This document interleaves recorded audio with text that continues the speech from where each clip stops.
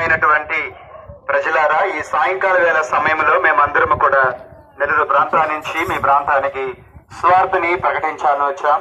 దయచేసి ఎక్కడున్నా మీరు కొద్ది నిమిషాలు దేవుని మాటలు వినవలసిందిగా మీ అందరికి కూడా మనవి చేస్తున్నాం.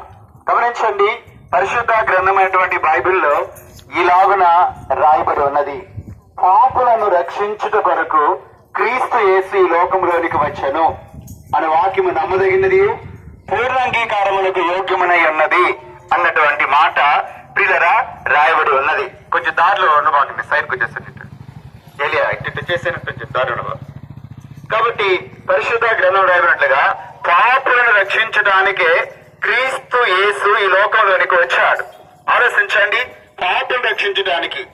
ఏంటి పాపం అంటే ఏంటి? పాపులు అనగా ఎవరు? పరిశుద్ధ గ్రంథమైన బైబిల్ చెబుతుంది ఏ భేదమునూ లేదు. ఆలోచించండి, కులాల్లో భేదాలు, రంగుల భేదాలు, తినే ఆహారంలో భేదాలు ఉన్నాయి, కానీ ఇవన్నీ మనుషులు పెట్టుకున్నారు. కానీ పాపము అన్న విషయాలకు వచ్చే లోపల ఏ భేదము లేదు. అమెరికా దేశస్తులైనా, ఇండియా వారైనా, ఆస్ట్రేలియా వారైనా, చివరికి తల్లి గర్భంలో పుట్టిన ప్రతి మనిషి కూడా పాపియే. ఒక మహారాజులు అంటున్నాడు, నేను తల్లి గర్భంలో ఉన్నప్పుడే పాపిని పాపములోనే పుట్టానని చెప్పాడు. అవును ప్రియులారా, మనిషిలో జన్మ పాపం ఉన్నది, కర్మ పాపం ఉన్నది, రహస్య